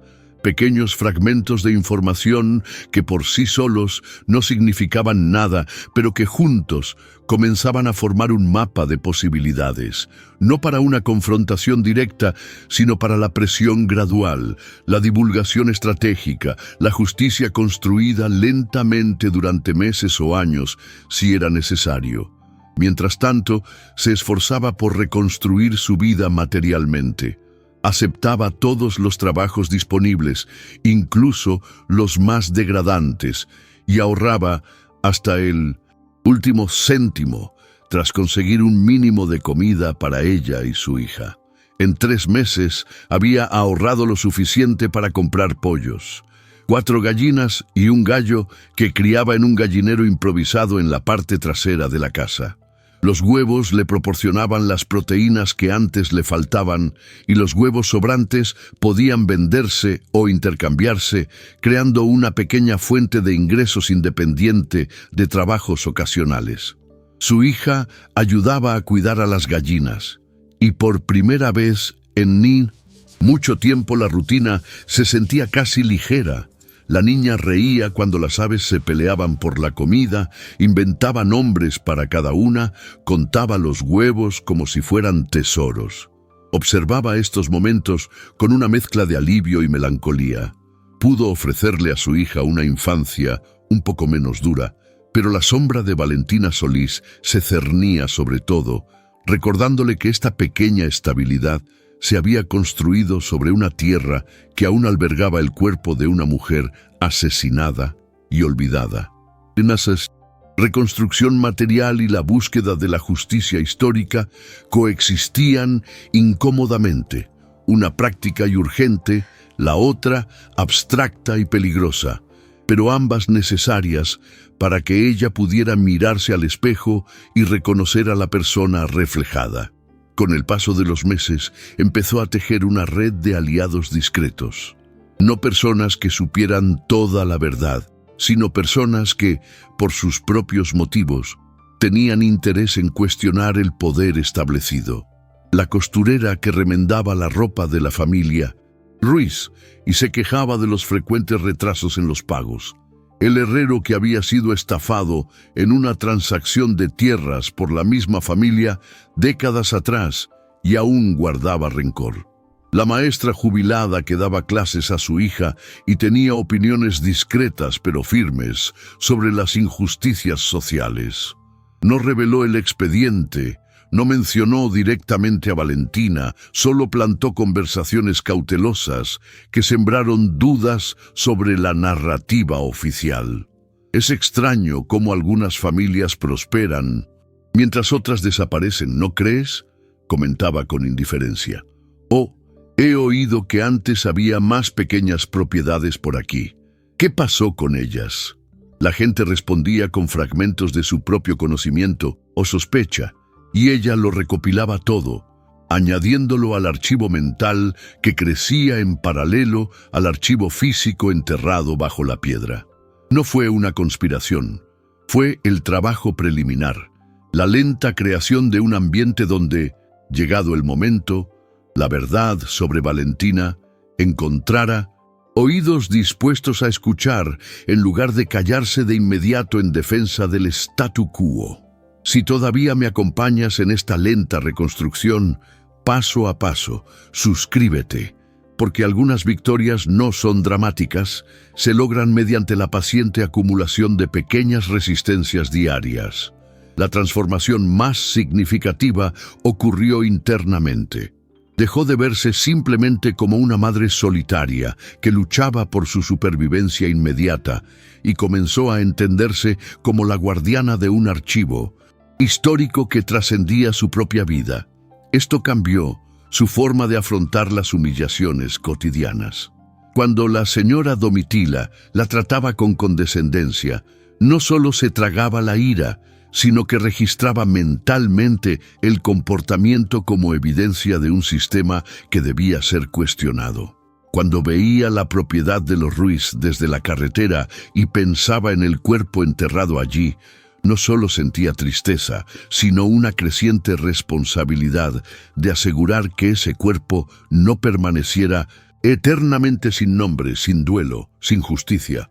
La ira que sentía ya no era solo emocional, sino ética, indignación estructurada contra un mundo que permitía que mujeres incómodas fueran borradas sin consecuencias. Y esta ira, canalizada no en explosiones, sino en trabajo persistente, le dio una fuerza que la mera supervivencia nunca le había dado. Despertó con un propósito, no solo para alimentar a su hija un día más, sino para sentar las bases para una revelación futura. Durmió con un plan, no solo para superar la semana, sino para dar un paso más hacia el momento en que tendría la estructura suficiente para exponer lo que sabía sin ser destruida en el proceso. La reconstrucción no fue solo material o estratégica, sino existencial. Se estaba reconstruyendo como una persona que rechazaba la complicidad silenciosa, incluso cuando el silencio era el camino más seguro. La madurez emocional llegó con un pragmatismo brutal. Aprendió a distinguir lo que podía cambiar de inmediato de lo que requería años de paciencia. Su hija necesitaba comida hoy. Eso era inmediato, innegociable. Valentina Solís necesitaba justicia. Eso era moralmente urgente, pero no prácticamente inmediato, porque intentar forzar una revelación antes de tener una mínima estructura protectora sería un suicidio social que no ayudaría a nadie. También aprendió a vivir con la contradicción. Siguió aceptando el trabajo de la señora Domitila, cuyo difunto esposo había sido cómplice del crimen, porque negarse significaría revelar que sabía algo y perder una fuente de ingresos necesaria. Siguió caminando por el pueblo, saludando a personas que probablemente conocían fragmentos de la verdad, pero preferían olvidarla, porque aislarse por completo la haría demasiado vulnerable para sobrevivir. La vida exigía compromisos que rechinaban en su conciencia, pero los hacía con los ojos abiertos, sin fingir que eran nada más que decisiones imperfectas en una situación imposible. Y cumplió su promesa interior. Y cada compromiso pragmático en el presente se compensaba con trabajo adicional hacia el momento futuro en que pudiera dejar de ceder. Conservó el relicario como un relicario de posibilidad, no solo de la joya material que resolvía problemas inmediatos, sino de la joya moral que se negaba a vender lo que no debía venderse. Y esto, descubrió con sorpresa, sustentaba una dignidad que el dinero no podía comprar. La reconstrucción después de 6 meses era visible. La casa tenía un gallinero funcional, su hija tenía comida regular y ella contaba con un pequeño fondo de emergencia, pero la reconstrucción invisible era más significativa. Contaba con un expediente protegido, una discreta red de personas que cuestionaban el poder establecido, un conocimiento detallado de las estructuras de poder locales y, lo más importante, claridad sobre sus propios límites y posibilidades.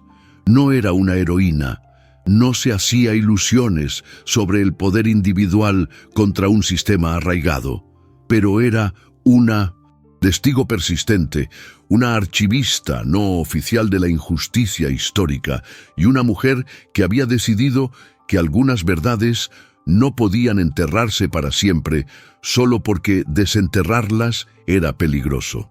La pregunta ya no era si revelaría lo que sabía sobre Valentina Solís, sino cuándo y cómo hacerlo de una manera que maximizara la posibilidad de justicia y minimizara el riesgo de destrucción total. Mientras tanto, seguía reconstruyendo.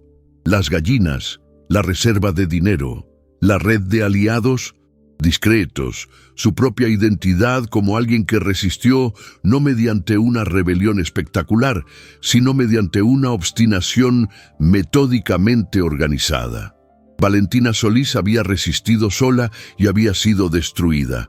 No repetiría el error, resistiría también, pero con la paciencia estratégica de quien entiende que algunas batallas se ganan no en la confrontación directa, sino en la construcción lenta e invisible de las condiciones para que la confrontación eventual sea posible sin ser suicida. Y, mientras construía, le enseñó a su hija, no con palabras explícitas, sino con su ejemplo diario, que la dignidad no es un lujo para quienes tienen seguridad, sino una elección diaria para quienes sobreviven en condiciones que intentan destruir toda dignidad. El momento de la revelación no llegó como un desenlace cuidadosamente planeado, sino como una inevitable convergencia de circunstancias que hicieron que el silencio fuera más peligroso que la palabra. Fue cuando Ricardo Ruiz, nieto del hombre que le había quitado la propiedad a Valentina, anunció en la plaza del pueblo que vendería parte del terreno, concretamente la zona en pendiente cubierta de densa vegetación, donde estaba enterrado el cuerpo. El comprador planeaba desbrozarlo todo, construir un nuevo granero y labrar profundamente la tierra para mejorar el drenaje. Si esto sucedía, el cuerpo sería encontrado sin contexto, sin un expediente explicativo, sin que se pudiera contar la verdad como merecía. Se reduciría a un escándalo momentáneo, una investigación superficial que probablemente culparía a algún trabajador ya fallecido, y la familia Ruiz conservaría la propiedad, alegando inocencia para las generaciones venideras. Comprendió, con una claridad devastadora, que la espera había terminado. No porque estuviera lista, sino porque esperar más significaría perder la única oportunidad de dar un nombre y una historia al cuerpo, que sería desenterrado de todos modos. Esa noche, después de que su hija se durmiera, desenterró la lata de metal de debajo de la piedra, sacó el relicario con la joya, el cuaderno destruido de Valentina y el expediente de Mauricio. Sostuvo los 3 objetos contra su pecho, sintiendo un peso que trascendía lo material. Eran archivos de vidas interrumpidas, testimonios de injusticia sistémica, y ahora también eran munición para una confrontación que ya no podía posponer. La primera persona a la que acudió fue al joven abogado del pueblo vecino, conocido por aceptar casos difíciles. Viajó allí un martes por la mañana, llevando a su hija porque no tenía con quién dejarla, con los documentos escondidos en una bolsa de tela que parecía contener solo provisiones. La oficina era pequeña, en el segundo piso de un edificio comercial, con una escalera exterior de madera que crujía a cada paso. El abogado, un hombre de unos 35 años, con gafas de montura fina y expresión de cansancio permanente, la recibió con la cortesía escéptica de quien espera otro caso, sin resolver. Colocó los objetos sobre su escritorio sin preámbulos. El relicario abierto que revelaba la joya escondida, el cuaderno destruido con páginas legibles marcadas y el expediente completo de Mauricio. Luego le contó toda la historia, desde el pago en el relicario oxidado hasta el descubrimiento del cuerpo enterrado y la inminente venta del terreno. Habló durante 40 minutos seguidos, con voz firme a pesar del temblor de sus manos, mientras su hija jugaba en silencio en un rincón de la habitación con una muñeca de trapo. El abogado escuchó sin interrumpir, examinando los documentos con creciente atención, y cuando terminó, guardó silencio durante demasiado tiempo antes de hablar. Este es un caso de asesinato sin resolver, de apropiación indebida de bienes y de encubrimiento institucional. También es un caso que te destruirá la vida si no se maneja con sumo cuidado. No prometió una victoria fácil ni justicia garantizada. En cambio, ofreció un proceso estratégico, paso a paso, que minimizaría el riesgo de represalias destructivas. Primero, llevaría el expediente y los objetos al jefe de policía del pueblo vecino, no al pueblo, solicitando una investigación formal sobre posibles restos humanos en la propiedad de Ruiz. La investigación se llevaría a cabo sin mencionar inicialmente su nombre, protegiéndola de represalias inmediatas. Segundo, si encontraban el cuerpo, y ambos sabían que lo harían, presentaría el expediente completo como contexto histórico, solicitando una investigación sobre las circunstancias de la desaparición original. Tercero, las joyas se registrarían como probable pertenencia de la víctima, evidencia de que poseía posesiones importantes que motivaron la apropiación. El relicario y el cuaderno se tratarían como documentos históricos que establecerían la identidad de la posible víctima. «Usted no será el testigo principal», explicó el abogado. «Será un guardián de los registros sobre los que otros testificarán. Esto ofrece cierta protección. No está acusando directamente, solo está preservando evidencia que habla por sí sola». Hizo una pausa, mirándola directamente. «Pero entiendan, la familia Ruiz tiene recursos, mejores abogados que yo, 3 generaciones de respetabilidad construidas sobre tierras robadas. En el mejor de los casos, esto resulta en una investigación que expone la verdad sin lograr un castigo penal. Los crímenes de hace 3 décadas con perpetradores fallecidos son casi imposibles de procesar. El peor, se convierten en blanco de una presión social y legal que hace insostenible su vida en el pueblo». Ella asintió, ya sabiendo todo esto. «Pero se dirá la verdad». Él respondió sin dudar. «Sí, puedo garantizarlo. La verdad será registrada, documentada, hecha pública. Valentina Solís tendrá un nombre, una historia y el reconocimiento de la injusticia sufrida». La investigación se abrió 2 semanas después, y todo el pueblo entró en un estado de shock controlado. Un investigador externo llegó con un pequeño equipo, demarcó el área en la propiedad de los Ruiz e inició una excavación minuciosa. Encontraron el cuerpo al tercer día, restos humanos femeninos enterrados a poca profundidad, envueltos en una lona que el tiempo había conservado parcialmente, junto con fragmentos de ropa y un anillo que coincidía con la descripción en los documentos de Valentina. La noticia corrió como la pólvora. El cuerpo de una mujer desaparecida décadas atrás había sido encontrado en la propiedad de los Ruiz, y existía un expediente histórico que sugería que la desaparición no había sido voluntaria. La familia Ruiz reaccionó con indignación pública y costosos abogados, alegando que si se había cometido un delito, era obra de una generación anterior, ya fallecida, y que no tenían ninguna responsabilidad por las acciones de sus antepasados. El pueblo estaba dividido. La mitad defendía a la respetable familia injustamente manchada por viejas acusaciones. La otra mitad murmuraba que siempre habían sabido que había algo erróneo en la historia de Valentina Solís, pero nunca se habían atrevido a hablar. Observó todo desde una distancia prudencial, rechazando entrevistas, evitando ser vista como la protagonista de la revelación. Pero por la noche, cuando su hija dormía, lloraba, no de tristeza, sino del alivio exhausto de alguien que había cargado con un peso insoportable y finalmente podía colocarlo en una estructura superior a su propia capacidad individual. El desenlace legal fue amargo pero real. Dado que los autores materiales del crimen estaban muertos, no hubo juicio penal, pero sí hubo reconocimiento oficial. Valentina Solís fue declarada víctima de muerte violenta y apropiación ilegal de bienes.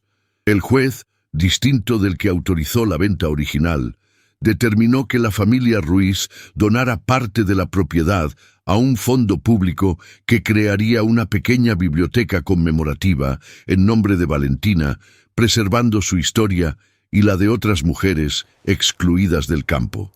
No fue una restitución completa, ni un castigo proporcional al delito, sino un reconocimiento público de la injusticia, una inscripción permanente en el registro histórico de que ella existió, fue desposeída y murió defendiendo lo que era suyo. El relicario que contenía la joya fue donado al pequeño museo regional, donde se exhibiría con una placa que explicaría su historia. La joya no se vendería, sino que se conservaría como testimonio material de que Valentina poseía algo valioso y tenía derecho a ocultarlo cuando se sentía amenazada. Asistió a la ceremonia inaugural de la biblioteca conmemorativa, de la mano de su hija, y permaneció en silencio en la última fila mientras el abogado leía un resumen de la vida y la muerte de Valentina Solís.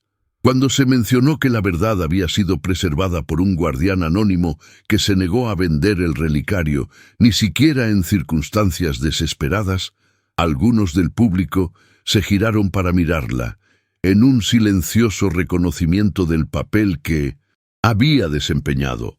No sonrió, no saludó, simplemente apretó la mano de su hija con más fuerza y pensó: algunas herencias no se venden.